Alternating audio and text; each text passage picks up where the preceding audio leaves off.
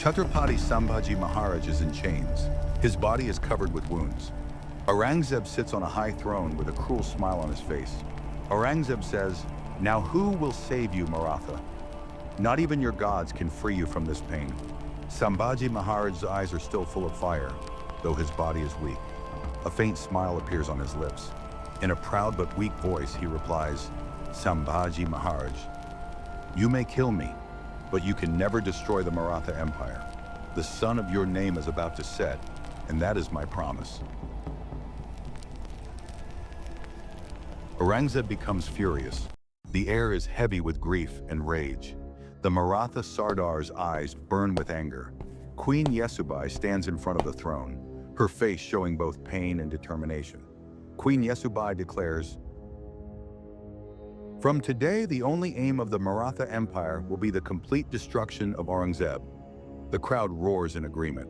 Raja Ram Maharaj is declared the next Chhatrapati. The call for war echoes. A massive Mughal army led by Zulfikar Khan, 15,000 strong, surrounds the fort.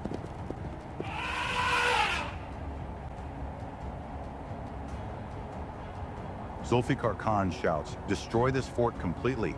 No one should escape." Inside the fort, tension rises. Queen Yesubai gathers all the key commanders for an emergency meeting. Queen Yesubai says, "If we get trapped here, the future of the Maratha Empire will be finished. Our top priority is to safely get Chhatrapati Rajaram out of the fort." The Maratha warriors nod in agreement. A brave escape plan is made.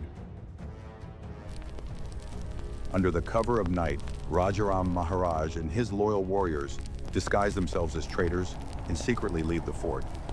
Meanwhile, brave warriors Santaji Ghorpade and Dhanaji Jadhav are planning a secret attack. Dhanaji says, "That pig killed our Maharaj in pieces, and we just stood by. We can't stay silent anymore." Santaji replies, "Tonight we will set a fire so strong that Aurangzeb himself will start digging his grave." Only 2,000 Maratha soldiers are ready for battle, but their war strategy is unmatched. Under the leadership of Santaji and Dhanaji, they launch a sudden attack on the Mughal camp. Chaos spreads everywhere. The Marathas strike with lightning speed. Terrified, Mughal soldiers start to run. Aurangzeb comes out of his tent and sees Santaji Ghorpade standing in front of him. Aurangzeb says, "So you are the Maratha lion I've heard about. I wanted to see you myself." Santaji roars back, "Your luck is good today because you'll get to see your own death." A fierce sword fight begins between Santaji and Aurangzeb. Their swords clash loudly. Just then, Mughal soldiers surround Santaji. Aurangzeb, injured, runs away.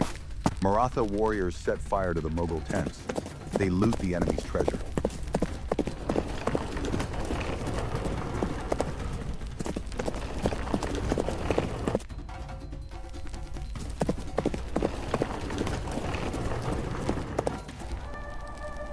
The next morning, Aurangzeb looks at the battlefield. All around him lie the dead bodies of Mughal soldiers.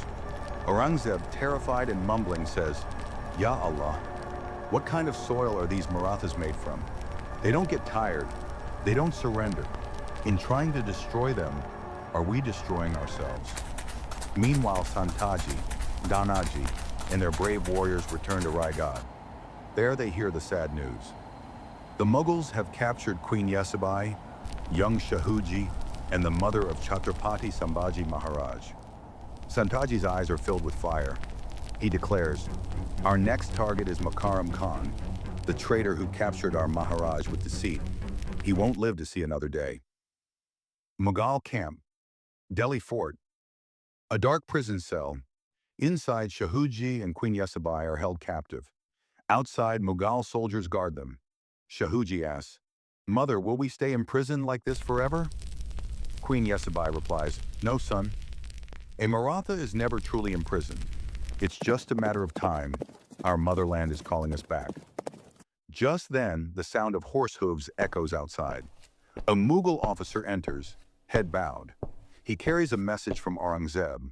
He says, "Aurangzeb wants the Marathas to surrender. Only then will your lives be spared." Queen Yesubai looks into his eyes, fiery with determination, and replies, "Go tell your king, we are not the kind to bow our heads." The Marathas will answer on the battlefield. The officer, frightened, leaves. Shauji looks at his mother with pride.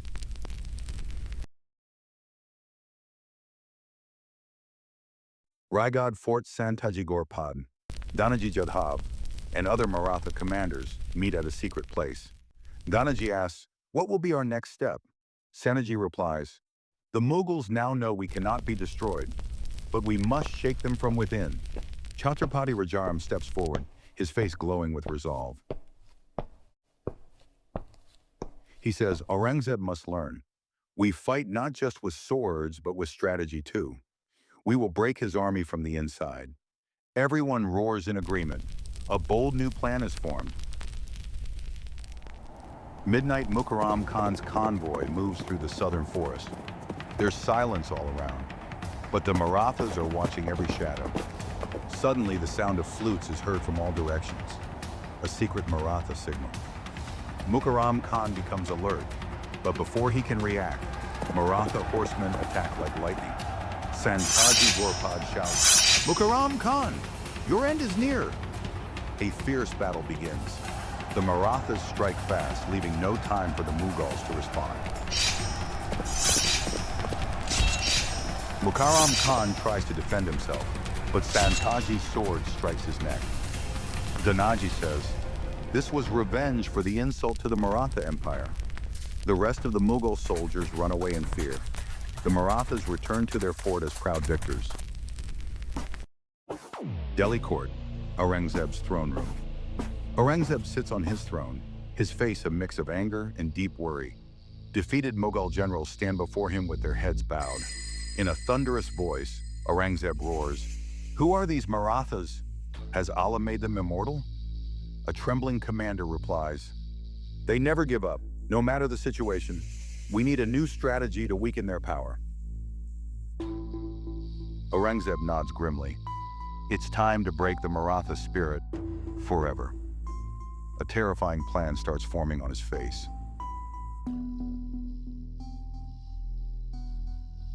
Raigad Fort, celebration and strategy. As the Marathas celebrate their recent victory, Santaji, Dhanaji, and Rajaram Maharaj are deep in thought. Rajaram says, "We may have won, but the war is far from over. Aurangzeb is planning something new." Santaji declares, "Now it's not just about fighting. We must make the Maratha Empire undefeatable. We will fight till our last breath." All warriors raise their swords. The air echoes with Maratha war cries as war drums begin to beat. Across the land, Maratha armies move, and on the horizon, a new battle takes shape. Secret room. Delhi Aurangzeb, with a few trusted generals, examines a huge map. His face shows exhaustion, but his eyes gleam with cruelty. He speaks slowly. "Swords alone won't work. We will destroy them from within. Their homes, their crops, their people. Burn everything." The generals nod. Aurangzeb adds, "I will go south myself. This will be the final war." Either the Marathas will end, or I will. Forests and valleys. Guerrilla warfare begins.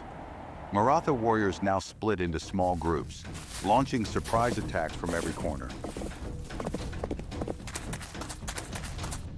Dhanaji Jadhav says, "Small strikes, big impact. That's our new policy." A Mughal caravan moves through the hills. Suddenly, Maratha warriors charge down, strike, and vanish into the shadows. Confused, a Mughal commander shouts, "Are they men or shadows?" Aurangzeb's camp, falling empire. Aurangzeb's army is constantly moving, breaking from disease, hunger, and fatigue.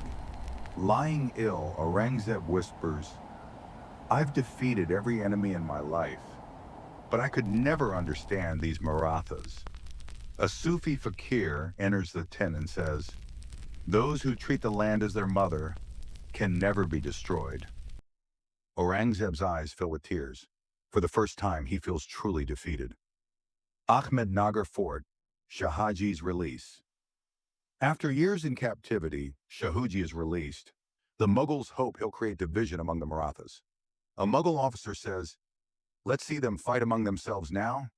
But as Shauji returns to Maharashtra, he is welcomed with flowers and love. Though Rajaram Maharaj has passed away, his sacrifice still echoes in every heart. Santaji, emotionally moved, says, "Welcome, Chhatrapati Shahu. Now our empire will find new direction." Shahuji's coronation, a new beginning. Shauji ascends the throne. The government is rebuilt. Meanwhile, near Bijapur, Aurangzeb lies on a broken cot, tired, sick, and filled with regret. He whispers, "All my life I ruled with the sword, but the Marathas defeated me with their spirit." His eyes close forever. The shadow of the Mughal Empire ends. Victory, a light for the future. Maratha warriors chant, "Jai Bhavani, Jai Shambhaji." Lamps are lit in Satara, Pune, and Raigad. The war is over. Santaji, Dhanaji, and Shauji gather together. Shauji says, "Now, we must rule not with swords, but with justice. We must honor the sacrifice of our ancestors." Santaji proudly says, "Today, the soul of Sambhaji Maharaj must be smiling." Narration ending. Immortal legacy. This is the tale of those brave souls who wrote history with blood, not to be forgotten, but to become immortal. The Maratha is not just a warrior, it is a living idea, and ideas never die.